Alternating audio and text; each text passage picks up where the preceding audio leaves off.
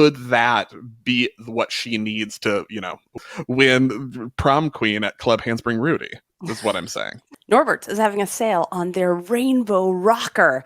Go to norberts.net for 10% discount on anything with the code GymCastic September. Norberts are also giving away a $50 Norberts gift card that can be used in anything in their online store. No minimum. Just follow Norberts Athletic on Instagram and then like and comment on the giveaway post. Good luck. Remember, the show is PG-13, so you might hear a naughty word or two. It's time for our Worlds preview. You guys, Worlds in Antwerp is happening. We have a preview of everything we're excited about, the big stories, what to watch at World Championships, including Simone chasing history and why every gymnastics, we never heard of that news story about her, is going to be wrong. And we're going to tell you why. The race for the most difficult bar routine in the world / maybe ever is going to happen at these Worlds. What it means for Olympic qualification. Can you match me? You can take the quiz at home and see if you can beat me in the quiz, because I'm going to win this quiz today. It is September 23rd, and this is our last episode before I leave for Antwerp for Belgium, and the whole team, including Deanna, including Fact Checker, will be in Belgium covering the World Championships. This is GymCastic, the #1 gymnastics podcast in the galaxy, and I'm Jessica, and I'm here with Spencer from the Balance Beam Situation. So our coverage from Worlds. Podcasts start on Thursday the 28th, and then basically every single day after that, except for one. We're starting with podium training. We'll be there getting as much video as we can from you, putting it up on our YouTube page and on the socials. Make sure you subscribe to our YouTube page. Deanna's going to be there taking video again. And we're going to find out, what do the U.S. lineups look like? Is it going to be Sky or Leanne doing all around? That's our question. Are the British going to be doing Amanars? Because we had an Amanar alert at their world trials. And we'll have all the scoops from that day and everything else. We have 10 podcasts from the competition. And remember, if you're Club Gym Nerd member, you get extended bonus content in your episodes. So tons of videos. And check out our World's headquarters at GymCastic.com for all the info you need, including stuff about scores and our schedule and all the videos and podcast links. Also, we're having a meetup in Antwerp, Tuesday, October 3rd, 3:30 p.m. Make sure to, at Hotel Indigo, make sure to RSVP so the bar isn't totally overbooked. So there's a link in the forum to RSVP at gymcastic.com. And remember to, if you're a Club Gym Nerd member, download your free, included with your membership, for an incredible, I don't even know how to put a price on this, because basically Spencer is sharing his research with you that he does for the show. You get the schedule, the team roster, subdivision, athlete ideas, IDs, everything is in that dossier for you. So in the forum, go to downloads and dossiers and you can get your World's Guide. Let's discuss. You will get a much deeper schedule than what I will say right now, but just an overview of the world schedule. So qualification starts September 30th with the men. Then we've got October 1st, both men and women in qualifying. October 2nd, women's qualifying, and then final start on October 3rd, beginning with the men's team final. And no, we don't know anything about qualification broadcasts still, really. Yeah. Maybe it'll be on... Just to preempt the question. allgymnastics.tv, maybe, we think, might have it, but we're not sure. So we'll see. All right, Spencer, we need to go through our 10 things to watch at Worlds. Yes. Top 10 list. You know I love a list. It's all I care about. All right, we're going to do reverse order, build anticipation, because that's cool. So, number 10 on the list, things I want to watch, your shrinking D. My D will never shrink, first of all. How dare you? At Worlds, there is always a score apocalypse that someone wasn't expecting. So a contender thought they had a big difficulty score, thought they were on track to make a final. Scores they've been getting all year long. Suddenly, they get to Worlds, and the judges say to that routine, you're getting a 0. What I'm saying is there's always a Kara Aker moment, like at 2019 Worlds. Yep. I am looking forward to seeing what, like, the reveal of what's going to be the judge's skill we hate this year. Yeah. It's the opposite of Oprah's favorite things reveal. It's like the Donatella's least favorite things reveal. Like, what do we all hate right now? We've had it be, it's been switch rings before. It's been two-footed layouts on beam before. That year that they started deciding that if you just are horizontal like a whip back, it doesn't count. The hips have to rise. They did that. It was rhythm. Remember that one year where Kyla Ross suddenly was getting like a low execution score, and we were like, excuse me, if anyone should be getting a high execution score, it's Kyla Ross, because they were really into rhythm that year. So I want to see what it is. We have been getting this quad maybe like a little preview of what it's going to be, because the Women's Technical Committee has made it very clear that they super hate Tkachevs on bars with a half turn, meaning that gymnasts doing a Tkachev and then catching with hands crossed and then initiating the turn after they grab the bar, which is what the judges super hate and have been downgrading, more vigilant about downgrading in the last year-ish.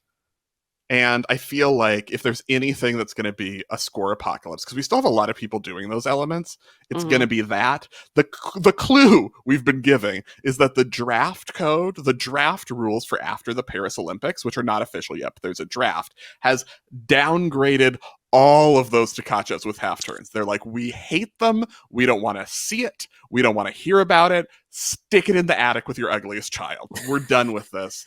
Get it out of here. So that's their clue, that they hate it. And I feel like, increased vigilance. So if you see someone doing a routine with a Tkachev half turn in it, and you're like, why is your score so low? Probably because it didn't get approved. I wish that they would have done this to switch halves in the new code. So I'm waiting for that to be lobbied for, or someone to listen to my lobbying attempts. And yeah, I was going to say, you've been lobbying pretty hard. Jessica's a super PAC at this point for getting rid of switch halves on beam.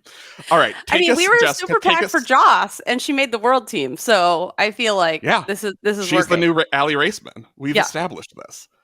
Take us to number 9 on the list, Jessica. Number 9. Yeah. Donatella sending a howler about your favorite floor routine during breakfast. That's what's going to happen. I want to recommend, first of all, we talk about this, Flip Fly Tumble. Emily she's a judge. She has a great YouTube channel where she explains all the judging, including artistry deductions and how it works. And so I recommend checking that out. But there's going to be an artistry reckoning, a wake-up call. I think you guys have to prepare for some extreme emotional damage when people see their artistry checklist massacre happening. Sure. Yeah. Yeah. I think the questions. Yeah, go ahead. Well, I was going to say, just for clarification purposes, Donatella, we're referring to Donatella Sacchi, head of the Women's Technical Committee, head of the rules. She's the, head judge in charge of everything. Yeah. And one thing we know about Donatella is that she is not here for basic ass floor routines. Right. Or floor routines where you just smile and think that is artistry. Exactly. She's not here for it. She's trying to get rid of those. I know. And she went to camp in the US and she gave everyone a talking to. And she showed, she was like, this routine fulfills the requirement. But the coaches and the staff all got a talking to about how they've been failing. Almost like we've been saying this for quads now. But finally, Donatella had to come down, like the principal had to show up and do it. So I think the routines that we're going to really see this happen to is Joss, possibly her leg up full, her split leap 1.5, Leanne's double L turn. She going to get credit or not? I think it's going to happen. Shailise maybe not getting credit on some of the dance elements. So we're going to have to see what happens. That's more in the skill credit department than the artistry checklist department. But I think also those are skill credit in terms of how are these going to be evaluated? Not just it's not all the execution. Sometimes the issue is skills. That's true. Which we learned at the event final on floor last year's Worlds. Mm-hmm. Sometimes skill credit makes the big difference. Yep. Okay, so next. Is this the revenge? Number 8. Is this the revenge for The potato famine. Sure. Yeah. Okay. Let's talk about the potato famine. I really want to do that. Um, England versus Ireland on pommel horse. This is what number 8 on my list. Max Whitlock, 2 Olympic golds, 3 Worlds titles. Max Whitlock on pommel horse. He is back at Worlds on the British team this year, which he did not compete last year, to challenge defending world champion Rhys McClenaghan, who finally got his world championship that we as a society, as a human world society, have been clamoring for ever since he started doing pommel horse. He got his world championship last year. Now Max Whitlock, they're going head to head. Brace yourselves. Once again, I think pommel horse is the most interesting and exciting a men's event at Worlds this year. It is very deep because we have lots of other contenders. I don't want to say it's just Max Whitlock and Rhys McClenaghan, but 2 major favorites for the win, I would say, going head to head. And it's pommel horse, so anything can happen. It's just a weird, dumb event. It makes no sense. It's super silly, and I can't wait. It's the one they should get rid of when they make equal men's and women's events. Also, it's Rhys the Prodigy McClenaghan. Can you please, Spencer? I don't need to give someone some nickname. I don't come up with these nicknames for nothing. They work. So, okay. I feel 7. Like Rhys has moved into like Simone category. He doesn't need a nickname. He also doesn't need a last name, which also is like, because it's hard to say. So that helps too. True. But we can just go with Rhys. He's just Rhys. No nickname necessary. I think he actually moved into just Rhys, like just Shannon, when he did his "Can you have sex on these beds?" the Tokyo cardboard viral video of him jumping up and down. And I was like, my goodness, that's a really active sex life. Okay, so number 7, it's aggressive. Tell me. Women in their 30s doing the best gymnastics in the world. That's what we're talking about next. Yeah, tell me about it. Okay, so let's start. We're talking about people in their 30s, not their 20s. No. It's a whole different number. Jaji Barbosa, Brazil, 32. Won her first world medal in 2007. That was 16 years ago, you guys. 2007. Some of these kids were just born when she won that medal who are going to be competing here. So, there are some competitors who were not born yet when Jaji won her first world's medal. It's great. And she's like, "You're welcome. Did you see me at the Paris World Cup? Oh, and I'm the Brazilian all-around champion, by the way, at 32. Competed at 2 Olympics, 2008, 2016. Missed 2 others, 2012, 2020. So she's had highs and lows. She's come back successfully. She's here again. Sanne Wevers, 32, Netherlands Olympic champion on beam in 2012. Angel Wong, 36. You guys remember? Or 2016, sorry. Angel Wong. You remember her. She's from Hong Kong. She's 36. Does great interviews. She qualified as a beam specialist, and she's the one that got the front tuck half beam mount named after her 11 years ago. 11 years. Spencer. Oh, I love yelling She didn't just get a skill named after herself and then dip. No. She stayed around 11 more years. Yeah. Marta Pihankuleja from Poland, of the Pink Panther, Florentine and leotard, our favorite. Her daughter has a little matching leotard. She probably doesn't fit anymore. She's 36, mother of 2, also has a Marta's giant... 36. The daughter is not 36. The daughter's not 36. The daughter's like Marta will still be competing when the daughter is 36, but that's a different... But yeah, she already has... They also have... the family has a giant Maine Coon cat, in case you're wondering. So, she qualified as a... Yes, you were wondering that. As a beam specialist. Yeah, she's also the coolest woman at Worlds. Like, hands down, she's the coolest. Like, it used to be Prodanova, but now, like, she walks in... Like, she drives a moped... She always has the coolest routine. She always has the coolest hair. And the coolest hair. Yeah. Yeah. The coolest hair. You never know what color it's going to be or what the haircut is. She's just the best. Okay. And then the entire Chilean delegation is over 30. A whole team, you guys. Bringing it. So Pinto, 35, and Santi is 31 on that team. So when people try to tell you... If you're under 30, don't get out of Chilean gymnastics. No, you're not even You're not welcome. ready yet. No. Get out. Yeah. Unless you are already finished, you're a doctor and you finished all of your doctor years, then you can be, Then you you have to can like go, start.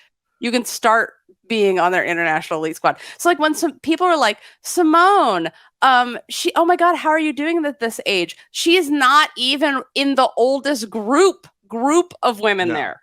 She's not even close. There are 15 women older than her at Worlds. 15, you guys. So when articles this year are like, it's weird and amazing feat that she's competing, and oh my gosh, and when these gyms call themselves grandmas and they're only like 22, oh my God, you guys, you have no idea. So yeah, when call those articles out politely, just inform them there are 15 other competitors older than her who are still winning things and have things named after them.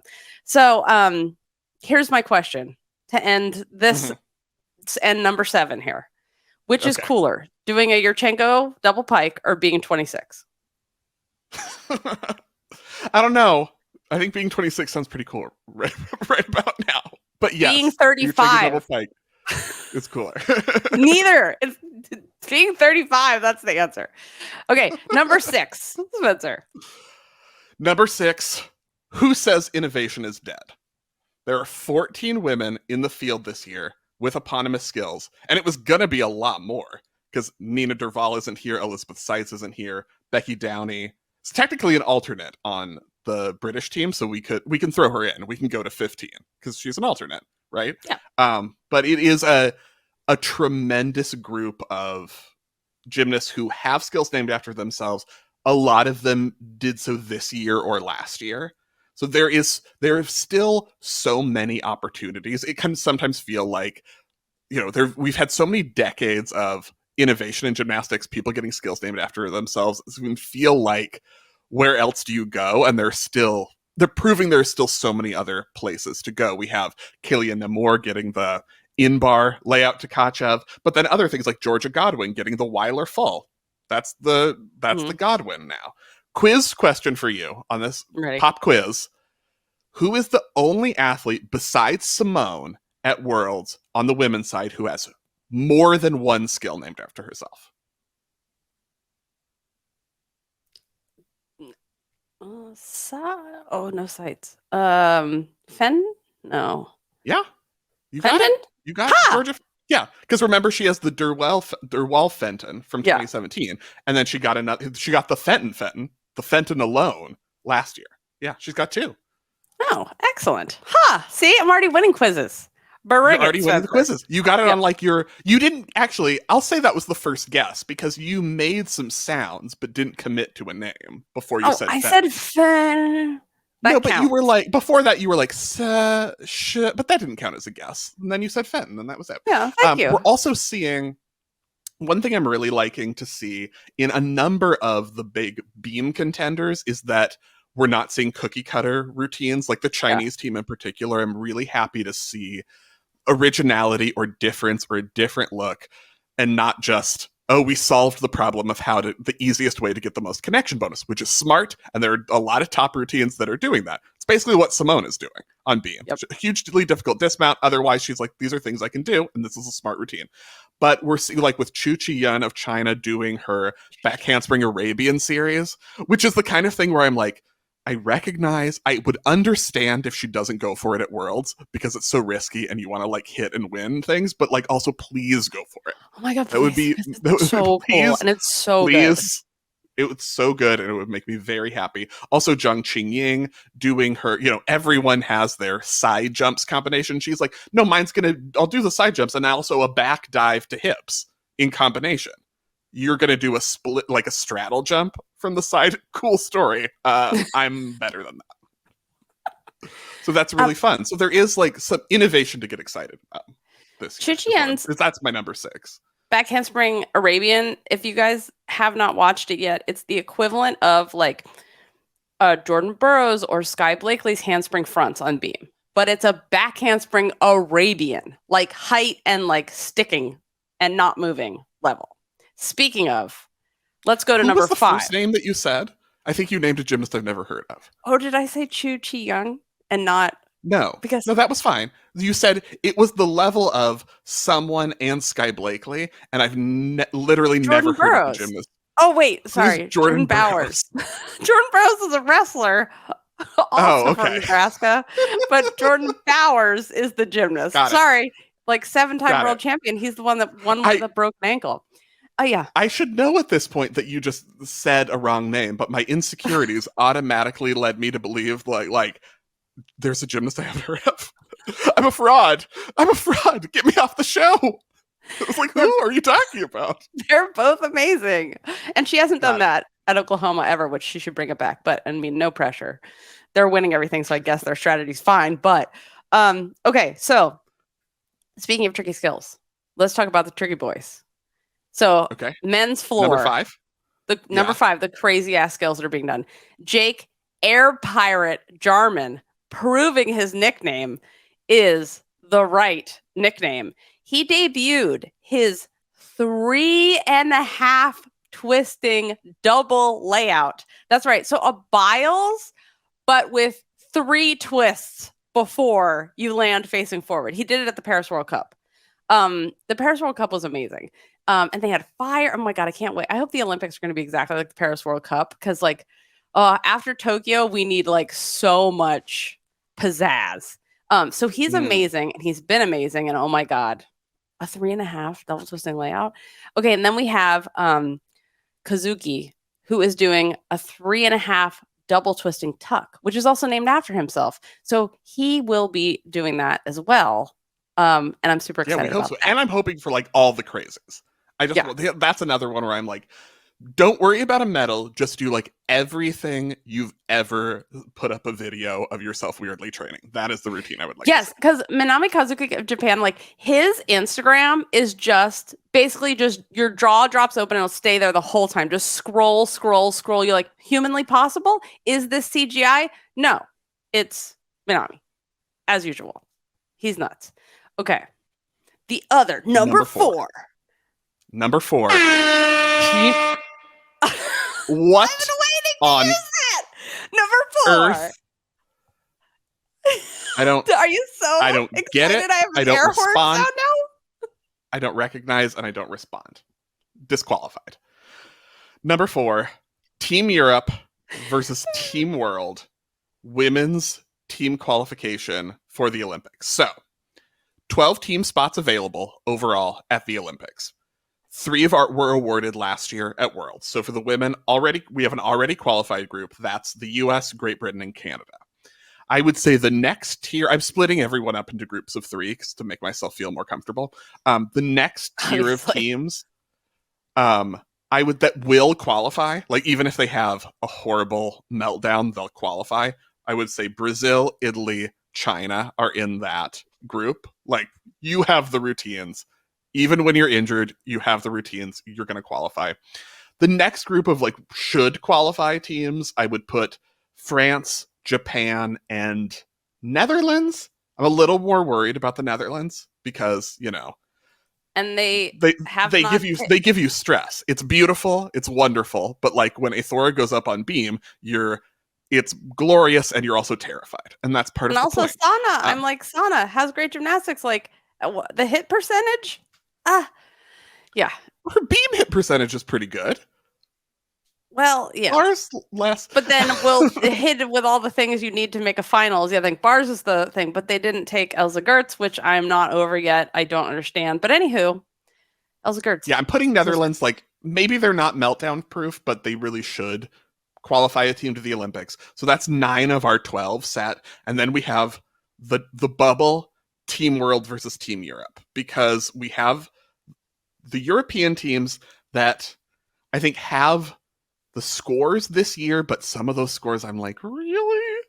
Versus Team World, which is Australia, South Korea, and Mexico, all with a good shot. I think Australia, the front runner, I would say, of the bubble teams. I'm nervous about it because they haven't had the results so much with the lately, but you look at this team with Georgia Godwin. They have Ruby Pass now, who is a new one who has really given them that complete team score, I think. Brianna Scott's been doing great on beam lately. There's a lot of high scoring potential on that team. South Korea has been doing great this year. Mexico's coming on strong. I don't know Mexico. if they're a Dude, favorite for the top 12, but it's my upset so team. It's yeah. my it could happen upset team. It could happen. If they stay on beam, yes, they have no business not qualifying. That's the thing I'm worried about, because the gymnastics is beautiful. They have the difficulty. They have vault difficulty going for them that a lot of the other countries they're competing with don't have. That's a big bonus. Alexa Moreno is back. This team has everything they need, but are they going to stay on beam? And then we have some of the more heralded or historically successful European countries that they're kind of battling it out with. Germany is on the bubble this year without Elizabeth Seitz, who is out. I think they're in it. They have really talented gymnasts. It's not a given. I'm going to put Romania in here, Jessica. Hold on. Did you see the tribute that the team did to Ellie Seitz? She was sitting there with her, Achilles up in a boot and sitting in a chair, and they all wore shirts with her picture on it, and they did a little, tribute to her. It was so sweet. Anyway, you guys, that was so nice. Love the Germans. So I want to talk about Romania, because I barely feel like I dare. But this team is pretty good. They have Ana Barbosu, who we've seen for a couple years now. Sabrina Voinea, now, who is their top vault and floor worker, daughter of Camelia Voinea, very famous 1987 Egyptian-themed floor wiggles. That is one of our favorites. They have, brace yourself, Jessica, legitimately lovely bars workers on this Romanian team. I can't. I know. But how many years have we waited for this? This is so exciting. There's good bars for them on this team. They're fulfilling their destiny, because sometimes the score might be a 9. The consistency maybe isn't there. But what separates this from Romanian teams previously is that while they might get an 11, it's not going to be because the technique is bad or scary or wrong. Yeah.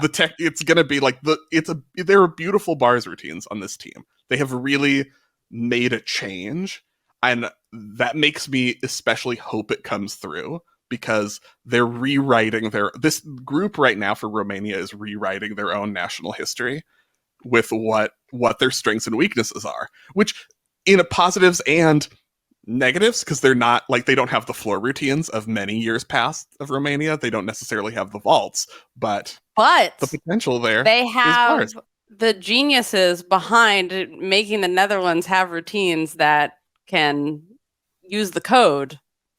They're helping them construct routines now. So I expect their E-scores and their artistry checklist to be immaculate this time around. So that's the advantage that they have.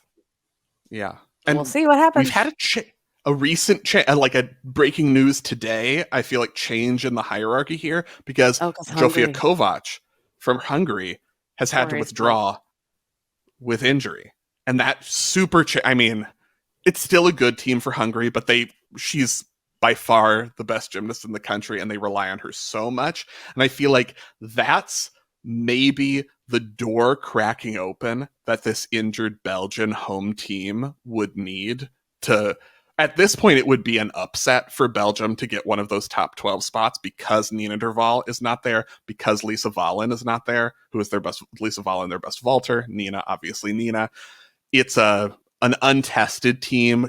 There are some holes on that Belgian team. They don't have the same scoring potential, but if they can weather a couple of these other countries having injuries, if they can have that good, buoyed by the home being in your home arena, home country performance. A lot of gymnasts on that team who will not have expected to be able to be on this team, because they've been promoted to it because of injuries to other people, who are now oh my God, I never thought I would have this opportunity to compete at the Belgian World Championships, and now I'm on the team. They're close enough to still be in the conversation. Number 3. The United Nations Summit of Amazing Uneven Bars. We have been talking about how the code has gotten uneven bars exactly right for years now. And it really is I love how bars is going. It's so exciting. This is the deepest, highest quality of all the events right now. and there's so much like parity on this event as opposed to other events where it's like, oh, there's the greats and then there's everybody else. Bars, which I feel like, I don't know why it's like unexpected the bars is like this, but it's so freaking awesome. I mean, I'm so excited for bars. It's just like every continent practically has someone. So the number of countries, the medal contenders, the finals favorites, like, so there's 5 continents represented that people are going to talk about. So there's Chu from China, who has the layout Jaeger that everyone talks about, where she flies above the bar, like does, you know, her impression of Jesus Banana hanging out forever and then grabs the bar. Like, it's so high. She has so much time. She can like wave to the judges, grab the bar again. It's gorgeous. Then we have Namor of Algeria. And she has the Namor. So the in-bar layout Takachev. So that's a Nabieva from an in-bar stalder, which means you're pike position stalder into a Nabieva, you guys. So freaking hard. So she didn't do great at the Paris World Cup. She had like fell out of a handstand. She still made finals. That's how crazy ass good her bar routine is. Then we have D'Amato from Italy, which is like Italian bars. Like, what can't they do? They need to make She's hit more like high bar. Hit like 5 million routines in a row too. Yeah, like they're so consistent. Their form is so good. Like D'Amato is amazing. So, it's Alice, by the way, because her sister Asia's injured. Asia's injured. Yeah. Then we have Shilese Jones from the US, who is one of those who has like 700 more difficult versions of her bar routine, like Suni, that she can whip out at any time. So you're never sure what she's going to do, but also gorgeous to watch on bars. And then we have Andrade from Brazil, who can also do everything. And she do the Fabrishnikova dismount this year, or her extra half on bars in her dismount. We'll have to wait and see. Oh, okay. So the thing is, 5 continents. We need to get Georgia Godwin in there. Yes, you've got your Asia, you've got your Africa, we got Europe, we got North America, we got South America. Let's get Georgia Godwin in the bars final, everyone. Let's go all 6. I'm not holding out hope for Antarctica yet. But the Antarctic delegation is weak. There's got to be a penguin. They're the ones that have penguins, or it's the other one that has penguins? The one that has penguins. They have penguins in Antarctica. See, there you go. Well, I bet they could be really good at bars. Okay, so number 2, Spencer. Number 2, most important and exciting thing to watch at Worlds, the Brazilian women's team. So here's where I am with the women's competition, because I think if everyone were to go into the team final and everyone on every team hit every skill to the absolute best they can possibly do it, Jessica's dream, everyone meets their own expectations for themselves and fulfills all their potential, Brazil is the second best women's team here. Like, they would be the team silver medalists if everyone did as well as they possibly can. Because this Brazilian team is the best encapsulation of what gymnastics is and is supposed to be. So we have, like, you know, the prototypical US team that has this amazing acrobatic ability, and we have the prototypical Dutch team that is artistry personified, and you don't have to choose between being the US or being the Netherlands. You could be both at the same time, and that's Brazil. And that's what makes this team so exciting to watch. And they have the second best all-arounder in the world right now, defending champion, Andrade. I would say the best active gymnast who's never won a world medal in Flavia Saraiva. Yep. Debatable. Melanie's right there too. Yeah. That's a tough contest. We can't decide between our children, so how could you possibly? Jaji Barbosa is back. Talented, incredible, who haven't won a medal yet. Yeah, and Jaji Barbosa, who I think was like the missing piece last year when she was injured, can be added to the group and complements Julia Suarez very well. They have sort of varying strengths, and it's a complete team if they're all stay, you know, as healthy as they need to be for another couple weeks. It's very exciting. They're my favorite team to watch of any team at Worlds this year. It's just the most enjoyable gymnastics. Yep. I agree. Oh, I'm so excited to watch this Worlds. I'm so excited. Like this morning I woke up and I was like, it's the week. Oh my God. So that brings us to number one. Bum, bum, bum. Simone and her quest for history. So here's what's going to happen. The gymnastics media who's like, what? We just come here every 4 years because we know about someone named Simone and they're like really big in sports. So we're going to show up at this meet. They're going to tell you that Simone and Latinina are tied for 32 world and Olympic medals, but that's not true. So because of our very own Uncle Tim, PhD at gymnastics-history.com, he uncovered proof of this, that idea that they are tied with 32 World Olympic medals is not true because Latinina didn't get credit for one of her medals. So she really has 33. So this is the truth. In reality, Simone needs one more medal to tie Latinina or 2 more to pass Latinina's record. Can Simone win 2 medals at this World Championships? Who knows, you guys? But going into this, she is not tied. She does not have the most medals in history. So GOAT, debatable. It's debatable. That's what I'm telling you guys. It's not. But it's not debatable. But I feel like there will no longer be any metrics. I guess Olympic medals still. Latina would be ahead. But yeah. We can't say. Or as Valentina Rodionenko of the Russian team said, there's no way of knowing whether Simone is the best ever because there's no data. There's no data, obviously. There's no data. There's no data. No one knows. You can't say. Because, so ridiculous. All right.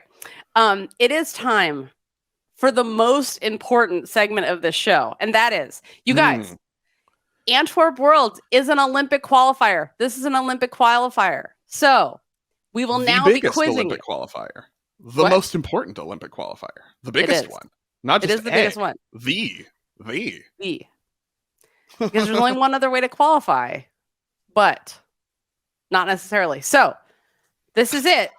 Get your paper and pen out. Prepare, because I'm prepared to win. I'm getting my paper so I can take notes while I do this because, that's how I do my best when I write things down while you ask me. Yeah. Okay, I'm ready. I like that you say that you're prepared to win. You are the only person competing in this. No, everybody at home listening is competing too. Well, that's not fair because you will be done with the test before they've started. Okay. Question 1, Jessica.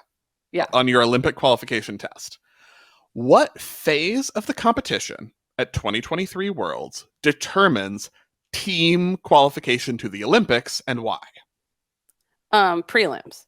Because there's already teams qualified, and then basically it's the not teams that are qualified, and we go all the way to there's 12 teams go to the Olympics, and so there's 9 teams that aren't qualified already, and only 8 go to finals. So it's determined in prelims. Wonderful answer. Give me another one. Wonderful. Very Let's complete. Go. Full credit, 5 out of 5. Thank you. Question 2. If you compete on a team that qualifies to the Olympics from Worlds, does that mean you made the Olympics? Nope. Because the teams get to pick whoever they want. It's not nominative. And, many gymnasts had a lot to say about that for many years. Shayla Worley tried to convince Marta that she should name the team immediately after the World Championship team she competed on. Alas, it was not to be. So not successful. Yeah. Question 3. If your entire national delegation goes to a Belgian rave the night before qualification and then oversleeps and misses their subdivision, is there another way for the team to qualify to the Olympics? No. Correct. This is it. This is it for teams. You're done. After qualification, the teams are known. That's set. It's done. Teams are qualified for the Olympics. No other way. Yeah. This is when I expect those videos from teams watching in their hotel rooms. So you guys find out if you made the Olympics and then go to the rave. That's the lesson that we're taking from this question. That's the most important lesson of Worlds this year. Yeah. Next question. If you went on a trip to your ancestral homeland and you finally felt seen for the first time and you loved it so much that you decided to stay and get citizenship and compete as that country's first ever individual at a world championship, how do you qualify to the Olympics? As an individual, you have to be so you're not on a team. So you have to be there's You're not on a team. 8 men, 14 women in the all around who are qualified, and that's your from this worlds. And that is your that's nominative. So no one can take it away from you. Or you can do the Apparatus World Cup. You are preempting the next question, Jessica. Oh.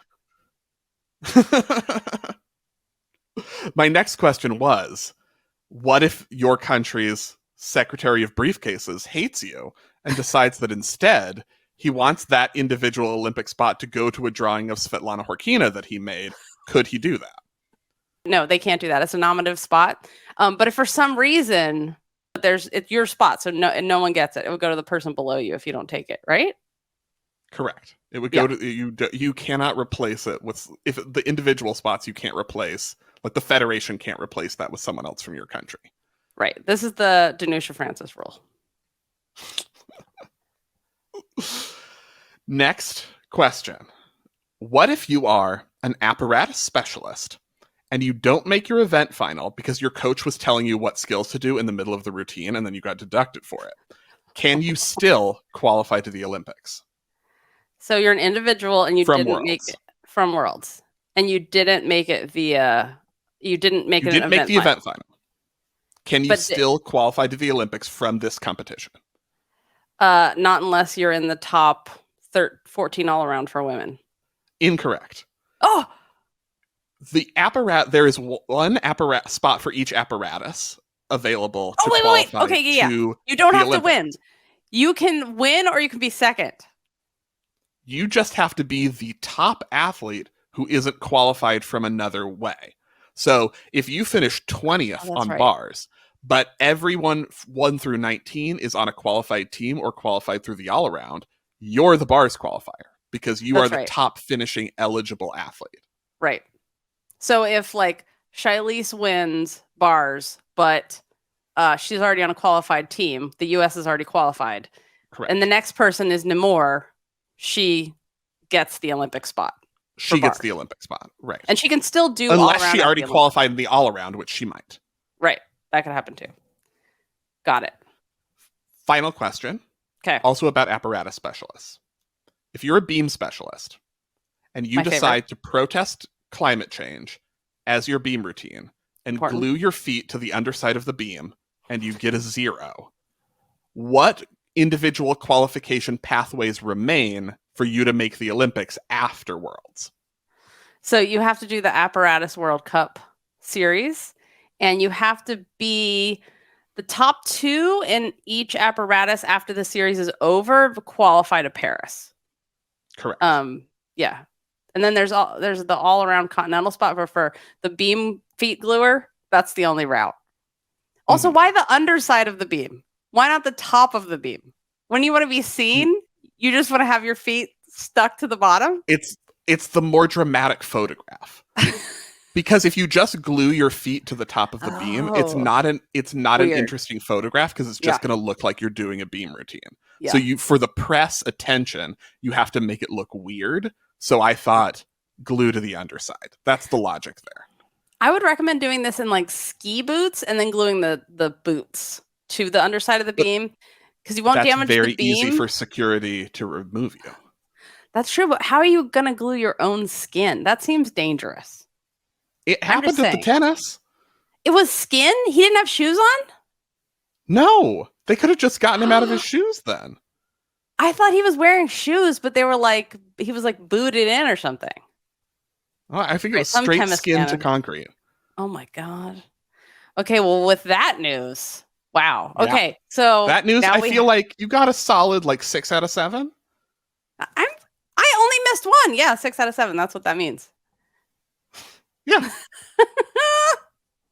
We Oh, got a this little confused in there about the individual qualifiers and whether you can take a spot away from them, but I think you got there. You got there in the end. So I'll all give that those went through my points. mind is like, how did they do this in the past? Because someone's definitely going to try to do it, but then you're screwed. It's like they've took the spirit of what they did with the individual qualifier spots in 2021 and adapted it in this way without doing all the chart, the very confusing flow chart where you couldn't be on a team and get a score, and all of that stuff. So yeah, thank you.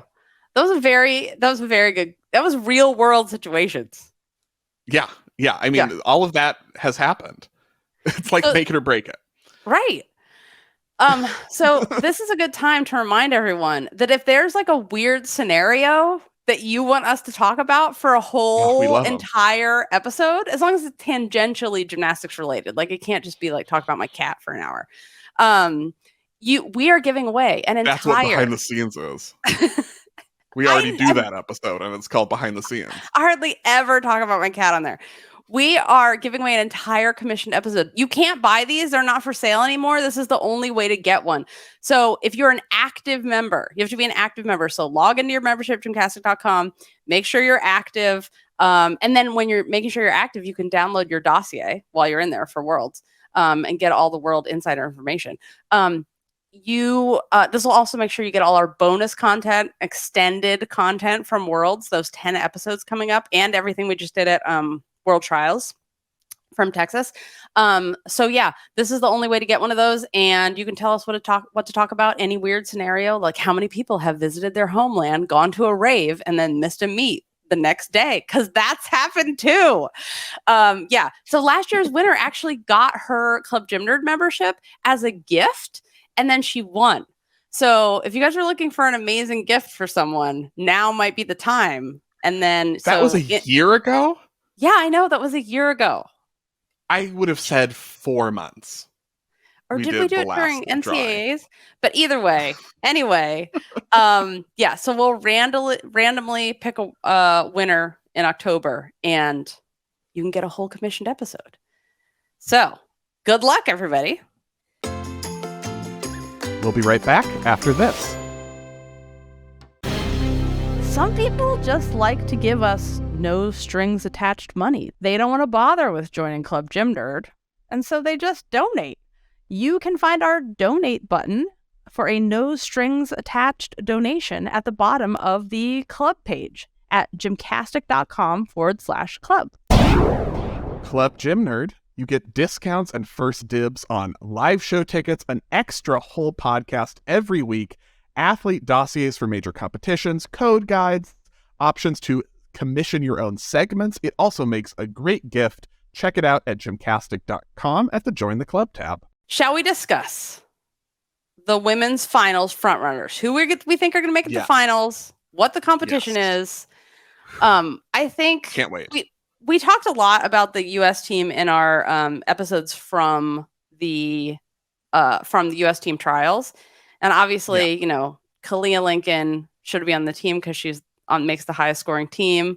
Or if you wanted to take Zoe Miller just for one routine and put her on bars. But we're very excited for Joss Roberson, that she made the team. Very excited for Sky, world champion, making another world championship team. Excited for Simone, who obviously she'll have a loud ass crowd, which will help her. So she won't have another day like she did on the first day where she said everyone was really nervous, and probably because it was so quiet. So we're excited. Be really loud at Worlds, you guys. Go crazy. That is the important thing. If you want everyone to perform their best. And then Shilese Jones and Leanne Wong. So excited for Leanne Wong. It's so excited. I had a clap. That's the sound that her form makes you make. Yes. Just slapping it together. So yeah.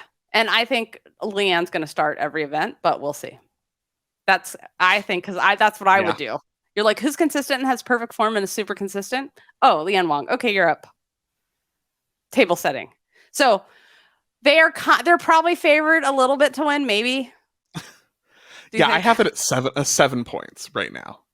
Oh, that's my. I'm putting the U.S. at 7 points, a 7-point lead. They won by 3 points last year without Simone, So I'm like, yeah, 7 points makes sense. That's what I'm looking at right now. But what's interesting? So okay, we talked about the US, now let's talk about what's interesting. Okay. The other women's team medals, where I'm kind of looking at, so we have defending silver medalists, Great Britain, Brazil, as I've discussed, the best Brazil. team there.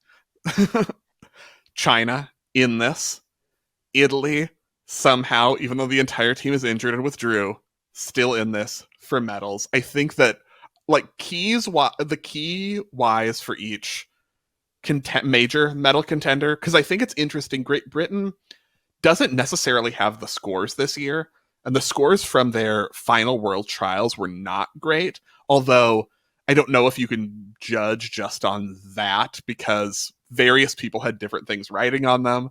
Also, various people had migraines during their bars routines. Some people were basically already knew they were going to be on the team, like Gadarova. So not Becky Downey. necessarily. She's still going strong. Never give up. Becky Downey for Paris. Not necessarily the most representative trial, but I think a lot of my assumptions about Great Britain coming in as silver medal favorites are because they're the defending silver medalists, like they're the team that did it and stayed on enough apparatuses to do it. And I think that helps them. But the key for me is going to be the team making smart choices about these potential vault upgrades. Because it's all really exciting to be like, now Jessica Gadarova has a Chung, now Alice Kinsella has an Amanar, Ruby Evans has an Amanar, but they don't necessarily need those vaults in order to win or to win a silver medal. So it's going to be about seeing how they look in training and making smart decisions about whether it's advisable to go for, because if it is even slightly questionable, the Amanar is only 4/10 more than the Yurchenko double full. So if you are going out of bounds and with a 3/10 lunge to the side on the landing every time, well, then that's a Yurchenko double. You're back down to a Yurchenko double full. Why not just do that cleanly? So that's something I'm eager to watch about the British team and what they end up actually bringing to Worlds and what they end up deciding to do, because I think that's going to be critical for them.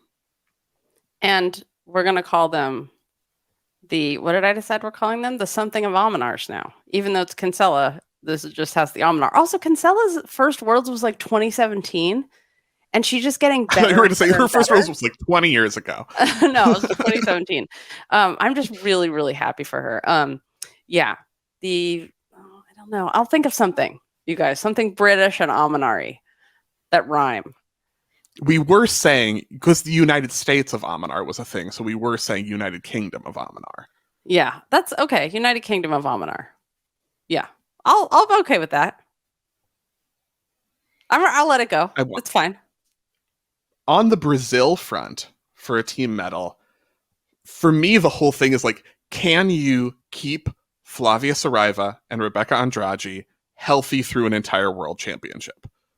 That is the most important thing for Brazil, because even last year, when Flavia was still able to do bars, injured midway through Worlds, they still came a point away from team bronze while falling a bunch of times on beam and not having Flavia being Flavia on her Flavia events in the team final. So yes, just keep them together.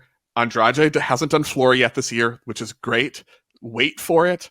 Only do the absolute minimum number of floor routines when it matters, so you can win your all-around medal and get Brazil a team medal. But it's going to be about health maintenance. Also true for Italy, I think. But like, what is there left to maintain? Because the entire team is injured, and the key for them may just be magic. Like, or can you magic somehow a team medal against all the odds because your entire team is injured and yet you're still really talented? The gymnasts who are there. Yes. And for China. I just want China to hit. China, just hit everything. Just do it, China. You can do it. We're all rooting obviously for China, like hitting the most difficult bars and beam routines in the entire world all at the same time is the key. But also, I think the judges have to be willing to go there because they're so reliant on very high scores on bars and beam. If it's one of those where, going back to my number 10 on the countdown list, if it's one of those years where the judges get together right beforehand, they're like, everything in the beam is ugly. No one's getting a score, an E score over 6.5. That disproportionately hurts China because they need to be getting like 15s. But if they do what they can do, like that potential beam rotation that they have with Chu Chi-yun, with Zheng Qingying, with Ou Shan, like that has the potential to be an all-time beam rotation that we talk about for years and years if they all hit at the same time, like a 89-91 Soviet rotation. Like we will look back on that rotation and be like, remember the year China had all three of those gymnasts hit at the same time in a team final? They could, and then they can just go to vault and like just, quit. Just be like, no, I don't vault. Raise your hand, turn the numbers, flash a 0, and just be like, my vault number is 0 and I hate it. Get out of here. They could do that if they get what they should on beam. So basically, it's the U.S. and then I don't know. That's my preview of the women's team competition. So my preview is of all around, and okay, so I want to talk a little bit about the scores because, of course, there's like Simone and her 59s, right? Totally possible she could get a 59. So we'll see how that goes. I feel like the rest of the people you're gonna have to be mid like 55-ish to be on the podium. Maybe more this. I feel like 55 is like you're in the conversation. Right, you're in the conversation. If you can do a 55, you're a contender for all-around medal. Because like we have to look at D'Amato got a 57, so did Esposito at their last at Italian Championships. Melanie got a 56. We have way down here, we have Gadarova in like 14th on the gymter.net rankings with a 55 at European Championships, but that was a long time ago. So and then the defending bronze medalist in the all-around, Gadarova. So I feel like, like who do I think is going to be there? I think it's Simone. Andrade is the fight. And then Shilese, I don't see any reason why she shouldn't be. She's defending silver medalist all around. Those three I'm putting them up there. I think those would be the favorites. Yeah. That's the boring selection. That would be what the scores tell us is going to happen. I expected more ridiculousness from you. I expected you to be like Esposito, Lian Wang, world all-around champion.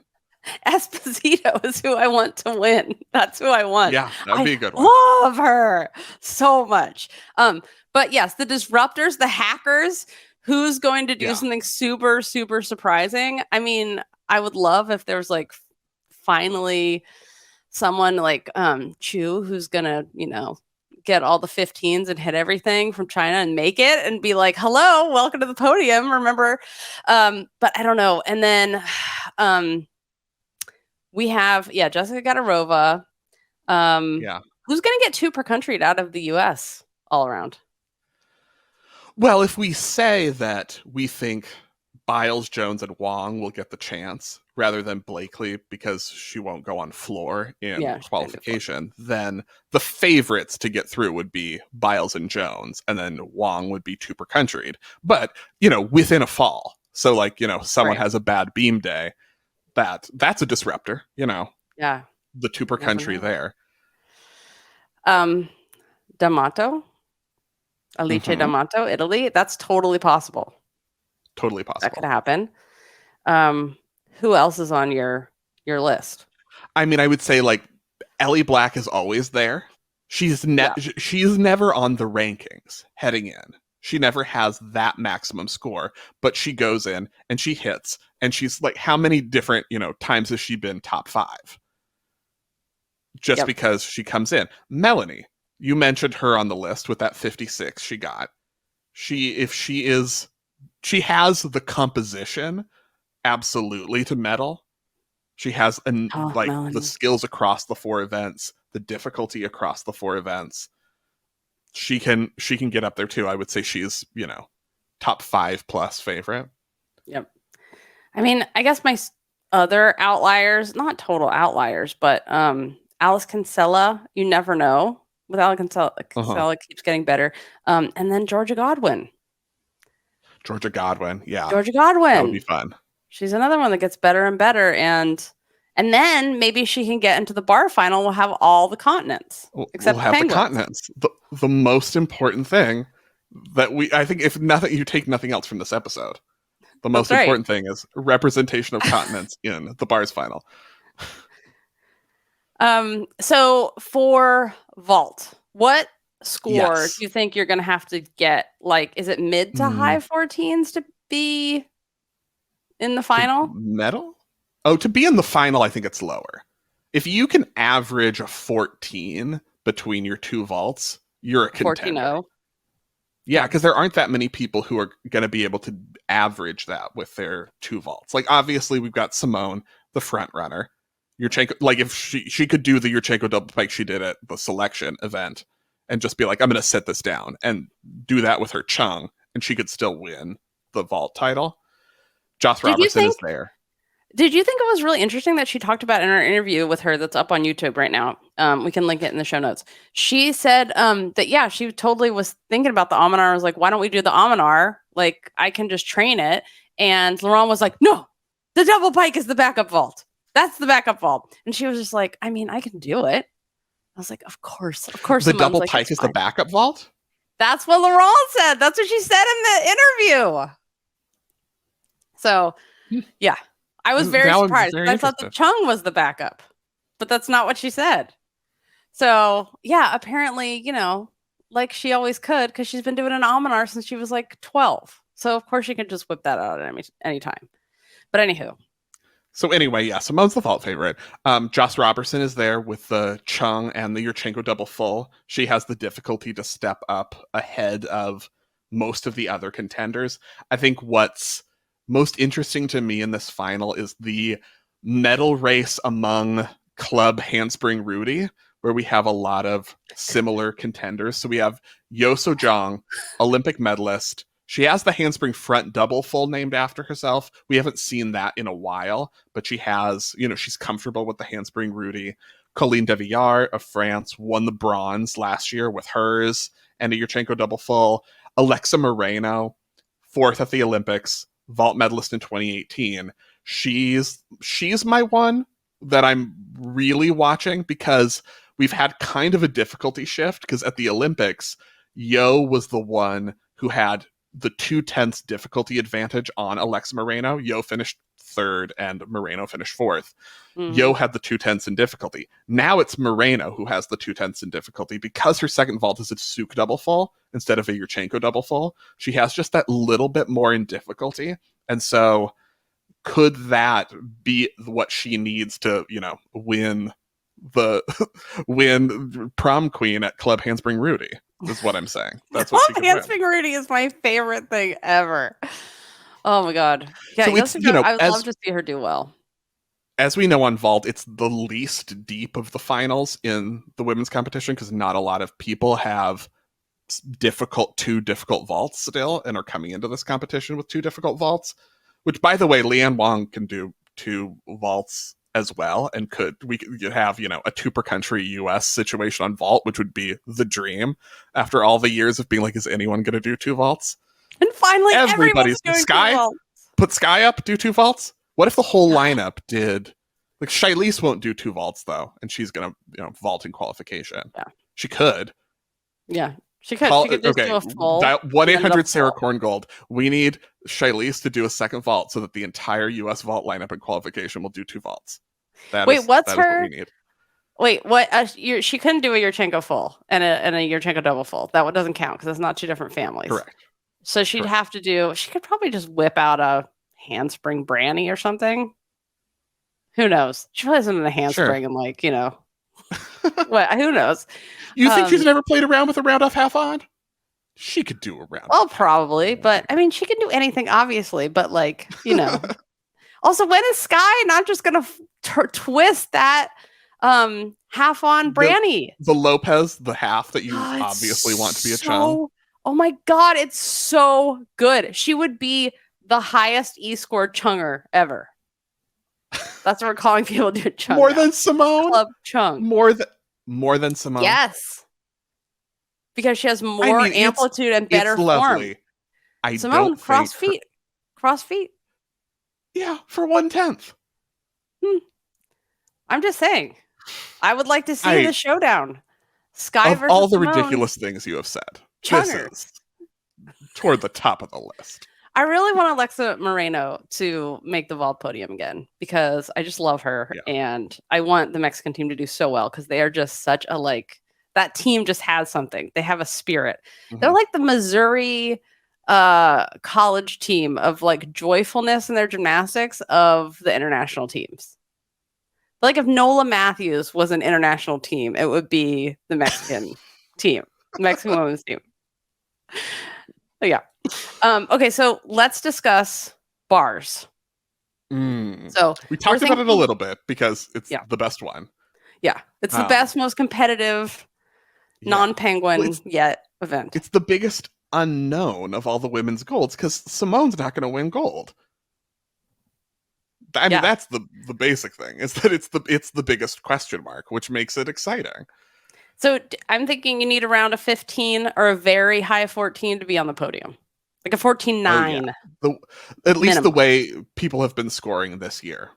Because there are already so many people who've gotten 15s. So Kalia Nemor, she has a 15.35, which is the world leader. The world leader non-Russian championships category, because they're not eligible. 15.35, but Chu Chi-yun's 15.233 is the leader at like an FIG event. The Asian she got that at the Asian Championships. So of the the judging crew, the FIG meets, she has the highest score, and they are going to be in a D score race with each other, because at the African Championships, Nemor tried a 7-1 difficulty. She got credit for only a 6-9, a pedestrian 6-9. Only. But she tried a 7-1. Chu has a 6-9 in her pocket if she goes for it, if she decides it's worth it to go for. They're the top of the race. But then you have a bunch of other people with 6-4s and 6-5s who are close enough and can score 15s. We've had 15s this year for Alice D'Amato, for Shiley Jones, for Andrade. We have, Melanie has a 6-3 difficulty. Huang Jiufan for China has a 6-5 and made the Chinese team as a bars specialist, which not a lot of teams went for. She really just does bars. I'm also rooting for her to have a very successful Worlds, because she's never competed outside of China on any team before, and I really want her to be like, the myth of international experience and that you need that to be successful at Worlds is nothing. So here, Huang Jiufan, bars medalist at Worlds. As broken as the white leotard curse. Yeah, exactly. International experience. Ready for it. It's not real. So yeah, anyway, there are, even without Nina, even without Ellie Seitz, even without Becky Downey, 3 legitimate medal contenders who at healthy, full strength. This is still a crazy deep event. And, someone we just talked about, at least one, if not 3, are not going to make the final with a hit in qualification. Which is crazy because it's so good. Yeah, like you arch a handstand or something and then pull it back in qualification. That's it. That's how close everyone is, which we usually don't see in Elite anymore in an open-ended code system. It's usually you can have not like college where it's like a wobble changes who wins. Yeah. Yeah, it's interesting to put it like that. That like the parity is so good. And your e-score matters so much more on bars than anywhere else, honestly. Especially vault. Because everyone's difficulty is so close and high. Yeah. Whew. Okay, let's talk about beam, my personal favorite. The best one. Now, barring it raining on beam, like last World Championships, and them just being like, keep competing, it's fine. Even though the Chinese team was like, we can't compete on this. The beam is wet and everyone fell. Oh my God. I will never. That is a conspiracy. Where's Horkina talking about that conspiracy against the Chinese team? Oh, suddenly it only matters what happens to you, Horkina? Oh, that's right. That is a theme. Yes, you've just described her perfectly. Horkina and her telephone meetings. Okay. So Simone, She's pretty good on Mm-hmm. beam. 3 golds, Yeah, 4 bronzes. You know, one of them Olympic, 2 of them Olympics. which is like the means it's Simone's fourth best individual category because there are Yeah. bronzes in there. Yeah, it's like the one where she might get a bronze instead of a gold. Yeah. So I think like we're sort of thinking like who's legit that can beat Simone, and it's like let's look at the Chinese team because if they Yeah. stay on, the Chinese team are my favorite. Like they basically invented beam. Anytime you qualify how someone is doing well on a skill, it's Chinese. That's how good it is. Everybody knows this. Like Khalil Lincoln's 2-foot layout. Yes. So let's talk about Chu. So Yeah, the safety versus risk conundrum right. Is she going to do her back handspring Arabian like we talked about earlier? Because if she can, this is an event where, if it's on the all around, on vault, on floor, if Simone hits her routine, she's going to win. If she's healthy and feeling good and comes in and hits her routine, she's going to win. On beam, she could come in and feel healthy and great and hit her routine and not win if Chu does her difficulty. If Zhang Qingying does her difficulty and hits it, they can outscore a great routine from Simone, which is a difference versus some of the other events. Yep. I mean, I feel like she's going to go for it, and she's going to. Because why? That Chu is going to go for it? I mean, regardless, it's going to be a super difficult routine. She can't not. That's all of her choices are. But yeah, I think that's a riskier one than maybe Zhang Qingying, who has risky elements in her routine, but it's more. I feel like I trust it a little bit more in a more like Simone's. Right. It's not as acrobatic in it's where she gets her D from. Like basically Zhang she has a 6-8 usually on beam, and she is doing like she has her 2-foot layout, which is Chinese height, enormous. But basically her, like you talked about before, she can do a leap in any position, turning as many times as you want. So she can do her switch side to split jump to Corbett from transverse. She can do a switch leap and a switch half and all that, like whatever direction you want her to leap in, she can do it, and she can do it securely and land perfectly, which is like, this is Jade Carey's worst nightmare beam routine, or like Shannon Miller when she was like, I can't go sideways. And then Zhang's like, did someone call my name? I am here to do all the beams. So yeah, the advantage is she can leap in any direction and get credit and be solid and make her bonuses, which we discussed on behind the scenes. Is it getting paid, being honored for your bonus? We decided getting paid is my favorite. But yeah, that's her advantage there. That's very different than what other people are trying in their routines.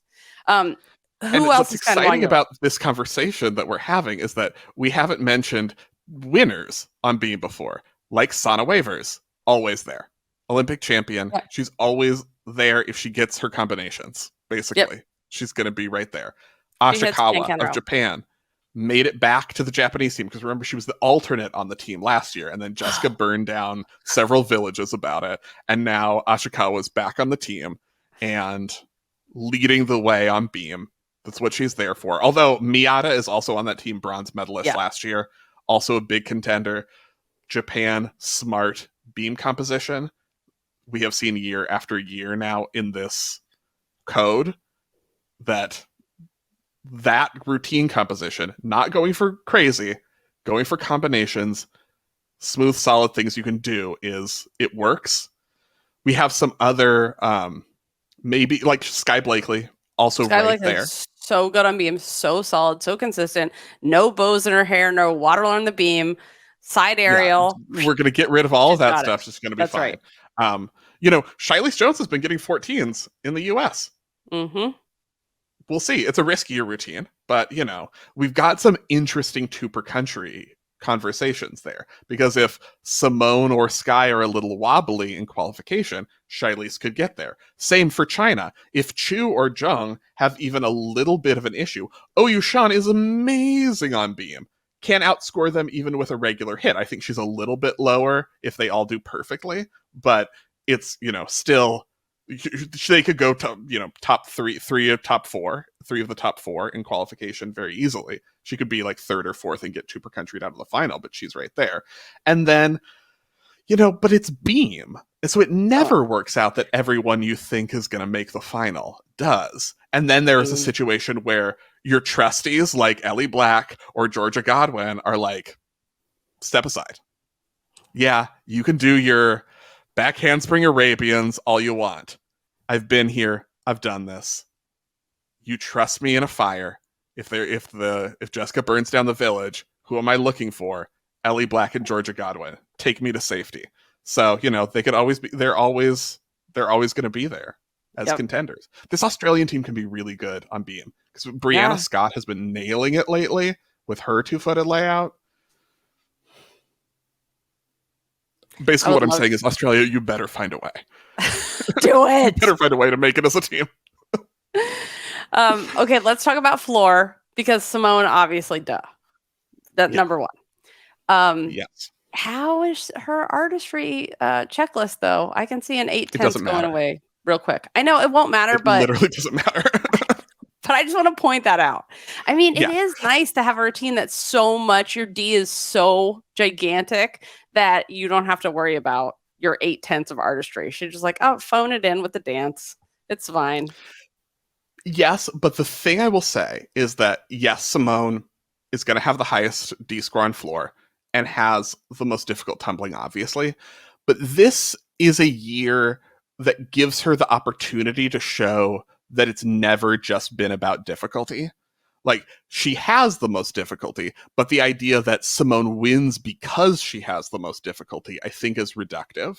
Right. Because there's so much else that she's doing well. And this year in particular, I think that it's going to make it really clear because she's her first pass on floor this year is a double layout full twist. That is, the hot skill of the fall season. Everybody's doing a double layout full now. We're going to see tons of them at Worlds. Gadarova's been starting with one. Melanie's been starting with one. Down the list of countries, like Austria has Charlize Moores starting with a double layout full. Mm-hmm. You have people who it's not even their first pass. Like Joss Robertson, it's her second pass. Voinea, it's her second pass on floor. There are people who they cannot maintain the difficulty through a whole routine that Simone can. Because it's not just that she can start with a difficult pass, it's that she can end with a difficult pass and they look the same. It looks the same whether she starts and ends with it. But you're going to have that opportunity to compare a lot of gymnasts who are doing the same first pass as Simone, and Simone's is going to be so much stronger, not because it's more difficult, but because she does it better. And I think sometimes when we've seen Simone, like she'll start with the triple double in years or something, it's like, well, no one else can do that. And so you don't get that back-to-back comparison. So it's easy to say like, oh, well, it's so much more difficult than everyone else. But it's also this year, we have more of that direct comparison where it's not just, it's the same difficulty. It's just so much better. It's better executed. It's more comfortable. It's better performed gymnastics with the same difficulty in certain cases. And then she's like, also, I finished with a double layout. So everyone shut up. I think it's also, I mean, we've talked about for years, like how she is the person who wins the all around, like the artistry award in terms of E, over and over and over. Like her execution is always in the highest level. And I think, that will be, as you're saying, easier to see when she is not artistry wise, but execution wise, doing the same skills as everybody else. For a change. Except her double-double is in combination. Because she's Simone. She's still Simone. Obviously. Yeah. Any last... But other people. We have other people. There is more than just Simone. Yeah, we have a reigning world champion on floor, Gadarova, that we haven't even talked about. In terms of where she's... By the way, the only defending event champion at Worlds on the women's side this year. Jade Carey won vault last time. That's right. Wei won bars again, 2-time defending bars champion, not on the Chinese team. Watanabe won beam, injured. So Gadarov is the only event champion who's even has a chance. That's like on the men's side because like Regina Moran won floor last year. He's not there. Brody Malone won high bar. He's not there. Zoe won P bars. He's doing Asian Games and not Worlds. So very few defending event champions are coming back overall, which is cool. Yeah. Also, you guys, if you missed it on behind the scenes this week, Asian Games, the most beautiful arena I've ever seen in my life. It's like purple and lavender. Oh, it's so beautiful. We ranked all of them on behind the scenes, like which ones were our favorite arenas from Olympics. And oh my God. The and winner Spencer's is Beijing, and it's colorblind, not a so conversation. I won. Colorblind Spencer said Beijing. That's why I wear shirts like I'm wearing today, so that it's very clear that there's colors happening. It is like a Picasso painting with orange and blue and mustard on your shirt. It's solid parrot exploding. Or parrot exploding. Yeah, that's what's happening. Spencer's really upped his shirt game. If you're a visual listener, you can enjoy that. So Gadarova and her leaps. Yes. Gadarova. She's going to get, like, when we talk about who's going to get credit or who's going to have a D-score apocalypse on floor, Gadarova's going to get credit for those leaps. And that's a big differentiation. Andrade, going to get credit for those leaps. The U.S. gymnasts are in it, besides Simone, but are they going to get credit? And Gadarova she will get nothing checked off the deductions on that artistry checklist. She is like Leanne Wong, just burn it. She's covered. She hits all the requirements. Not lacking facial engagement in the routine. No. You would never say that Jessica Gadarova isn't doing enough facial expression wise. Yes. She is committed. I can't wait till they make this a requirement for men. Facial expressions? Yeah. Facial expression. It's you like have to have made hard enough. a minimum of 3 facial expressions at some point in your life. That would be the most difficult requirement for men's gymnastics. You have to have emoted. Oh, quitting. Just like they're rushing to the doors to quit. You have to emote 3 times. There is that, that potential that they've put out a proposition that, the men can have like one pass of artistic something or choreography or some non-gymnastics thing. So, I mean, if they add facials to that, it's going to be the best thing ever, which they won't. Ugh. That's what they call it in cheerleading. Ew. Which you're not allowed to do in gymnastics or else you get deducted. That was the Lori Hernandez, you're doing too much. New Jersey, roll it back a little bit rule that they made after 2016 or pre-2016. Remember that? You were like, no, it's too much. You're overdoing it with what we asked for. Okay. Voinea, Romania. I would love it if we saw good. Sabrina Voinea on the podium. I wonder if she love if we saw a Romanian in the vicinity of a podium post Yordaki. I wonder if Voinea is in the group that's being coached by Patrick and Damon. Damon left Woga, went to Romania. So I wonder if she's going to get one of these amazing routines. I hope. Mm-hmm. I'm crossing my fingers for it. We'll see. Okay. Before we finish our preview, so going on the record with your wishes, your like biggest wish list, most dire need to have happen at Worlds. I mean, I feel like you already said it because it's Team Mexico.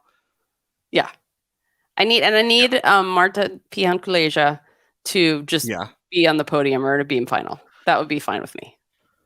I'm very happy with that. That would be great. Yeah.